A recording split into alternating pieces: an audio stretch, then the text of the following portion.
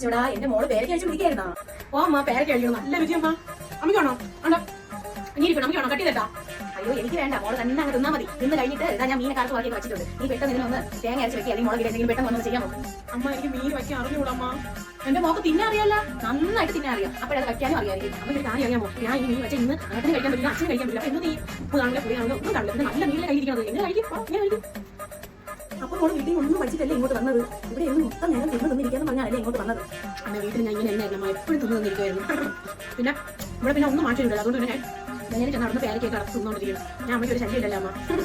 ഒരു കൊച്ചെ വീട്ടിൽ എന്തെങ്കിലും ഒരു ജോലി ചെയ്യും കൊച്ചേ. നീ ഇങ്ങനെ എന്ത് ചെയ്യും? യാതൊരു നേരവും തീറ്റ നിനക്ക് എന്റെ നാണം തോന്നുന്നില്ലേ? എന്റെ അമ്മയുടെ എന്റെ നാണോ അമ്മ? എന്റെ ചേട്ടൻ്റെ അമ്മയെന്ന് പറഞ്ഞാൽ എന്റെ അമ്മയാണ്. അവിടെ എനിക്കൊരു നാണമില്ല. അതെനിക്ക് നിന്നെ അന്ന് കണ്ടപ്പോഴേ മനസ്സിലായി, ഒരു നാണമില്ല. അമ്മ സമയം കാലത്ത് പോയി വയ്യമ്മ, ഉച്ചയായി, കുട്ടി പോയി വയ്ക്കാൻ നോക്കും. അയ്യോ ഉത്തരം ഞാൻ പോയി മീൻ വെച്ചോളാം. അയ്യോ അവള് പറഞ്ഞാലേ എനിക്ക് മീൻ വെക്കാൻ പറ്റുള്ളൂ.